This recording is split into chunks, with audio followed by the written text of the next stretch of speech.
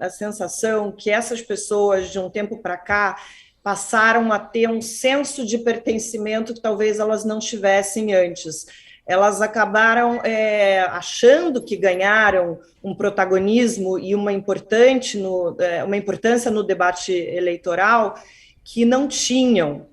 Só que acabaram se apegando a ideias fantasiosas, essa narrativa alucinada. O senhor mesmo fala que acaba criando uma dissonância cognitiva coletiva.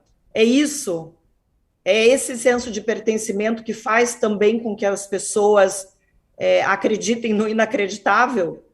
É isso sim, Marilis, porque a dissonância cognitiva, esse é o conceito de um psicólogo social norte-americano chamado Leon Festinger. Eu estou propondo acrescentar à ideia o caráter coletivo. E o caráter coletivo é justamente o pertencimento. Porque, por exemplo, se começou a circular hoje na internet um vídeo que evoca aquele famoso vídeo do 7 de setembro de 2021, quando caminhoneiros se abraçavam e choravam porque o estado de sítio havia sido declarado. Circula agora um vídeo num desses bloqueios em que uma pessoa diz: novidade, acabaram de provar a fraude eleitoral. Bolsonaro é presidente. Marilis, é um delírio. Esse delírio só é possível porque ele é coletivo e ele cria a sensação de pertencimento. Se fosse apenas duas pessoas, uma dizendo para a outra, revelar a fraude, Bolsonaro ainda é presidente. Duas pessoas, não funciona. Mas se o delírio é coletivo, há um contágio. O que as redes sociais produzem é o que é de mais arcaico na cultura humana. E esse paradoxo. Não, por favor, não, é só para ilustrar o que o senhor está falando nesse momento. O que não para de chegar pelo WhatsApp é uma frase que é o seguinte: o presidente Bolsonaro ganhou com 61% dos votos. Isso é verdade. Isso. É exatamente isso que você está falando. Tá, assim, encaminhado com frequência. É isso. É isso. E, Fabíola, só funciona porque o delírio se torna coletivo. Agora, um delírio coletivo pode tornar-se a realidade política a mais atroz de todas. O que foi o nazismo? Senão um delírio coletivo. O que é uma experiência de genocídio? Senão um delírio coletivo produzido pelo uso reiterado de linguagem violenta. Em Ruanda, esse terrível genocídio de 1994, que foi financiado por um empresário rico, chamado Félicien Kabuga, que recentemente foi preso e julgado em Haia. Ele comprou uma rádio, acreditem. O genocídio só se tornou possível porque ele comprou uma rádio e comprou instrumentos como satélites capazes de difundir por toda a Ruanda a notícia. 24 horas por dia, 24 horas por dia, se associavam os Tutsis a baratas. Assim como os judeus, os nazistas associavam os judeus a rato. Assim como os bolsonaristas se referem à esquerda como não gente. É a mesma coisa. Baratas, durante meses. E surgiu, então, num certo momento, surgiu uma dúvida muito grande. Desculpe, a analogia é terrível. Assim como dizem que mesmo depois de uma bomba atômica ainda haverá baratas, a única forma de resolver o problema é extermínio completo. É a solução final. Pois bem, depois de meses, o Félicien Kabuga, não satisfeito, importou para a Ruanda milhares e milhares de machados e porretes. O genocídio em Ruanda de 1994 foi realizado com machados e porretes. É o pior genocídio do final do século XX. Ele foi produzido porque alguém comprou uma rádio, adquiriu um satélite e passou meses dizendo o tempo todo: os Tutsis são, os Tutsis são. É um delírio coletivo. Nós temos um trabalho imenso pela frente, Fabíola, Marilis, um trabalho imenso. Mas agora, pelo menos, nós temos um privilégio raro de poder arregaçar as mangas e trabalhar durante uma década. A extrema-direita no Brasil se enraizou muito mais do que em outros lugares do mundo, por características próprias do Brasil. Mas, professor? Pode ir, Sakamoto, vai lá. Posso? Professor, porque o senhor está colocando uma coisa interessante, que é com relação à questão da propaganda, de como essa propaganda atingiu a população, converteu, mudou, deturpou, na verdade, inclusive a percepção coletiva.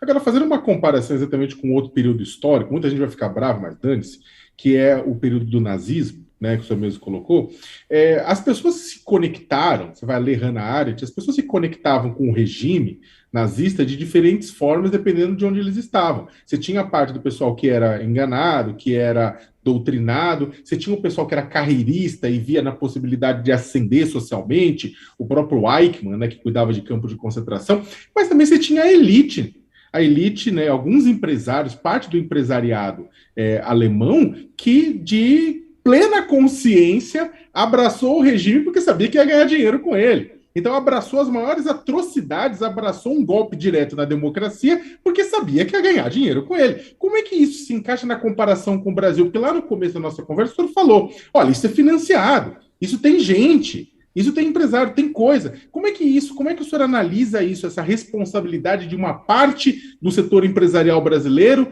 fomentando esse tipo de ação? Que bom, Leonardo. Eu vou aproveitar, eu vou juntar com a última parte da questão da Marilis, que eu acabei não respondendo, e que é essa questão. Marilis, me parece que, além do sentimento de pertencimento, a extrema-direita conquista corações e mentes porque ela toca no bolso das pessoas.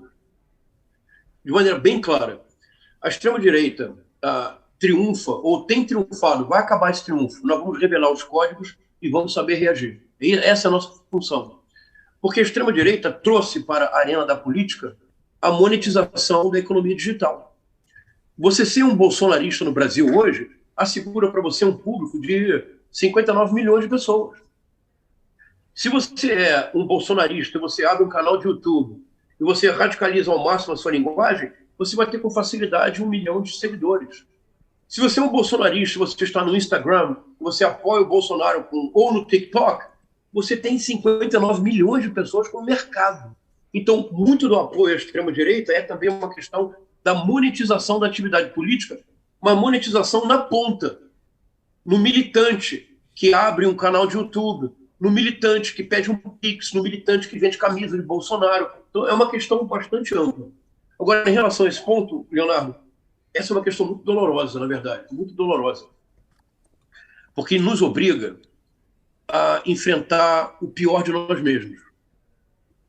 O Jair Bolsonaro é Messias. Na verdade, ele foi um autêntico apocalipse.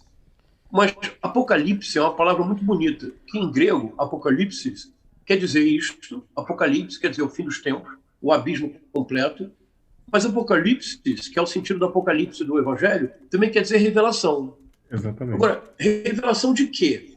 Quando você chega na beira do abismo, você pode cair, todos podemos cair no abismo. Mas pode acontecer que todos nós ali no abismo compreendamos por que é que nós chegamos ali, que erros nós cometemos. E nós podemos dar um passo atrás coletivo. O bolsonarismo, Leonardo, nos obriga a enfrentar o que é de pior de nós.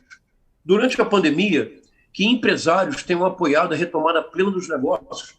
Vou citar nomes, porque a situação é grave. Que o Roberto Justus tenha tido a coragem de dizer: vamos retomar completamente as atividades, porque no máximo vão morrer. Eu não lembro agora do número de pessoas que ele disse, eu não lembro. 7 mil pessoas. 7 mil? Obrigado, Marilis. Por volta Marilis, você concorda comigo que um ser humano só diz isso porque para este ser humano, entre esses 7 mil que morrerão, necessariamente não se encontra nenhum familiar dele, nenhum amigo próximo, ninguém do seu círculo social. Você concorda? Ou até se encontra, mas ele realmente não se importa. O que é ainda pior. Então, percebe, Leonardo? Há uma elite brasileira que continua tendo aquela mentalidade colonial, enriquecer as custas da terra pela exploração do outro. Há uma substancial parte da elite brasileira que se considera um cidadão de uma classe, e não sei vocês, mas eu sou de uma classe inferior. Eu sou um Regis professor universitário, eu sou um professor latino-americano sem dinheiro no banco, sem parentes importantes.